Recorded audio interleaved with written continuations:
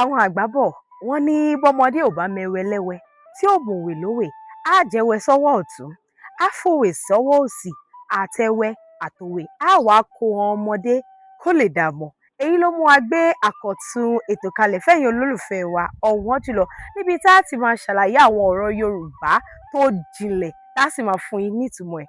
Ọ̀rọ̀ wa tòní òun ni àrópẹ̀kun. Kí ni mo pè é?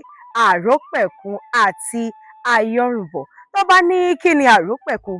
Àrópẹ̀kun ni aṣọ tí a ró fòkú gbẹ̀yìn tó bòkú wọ̀sà.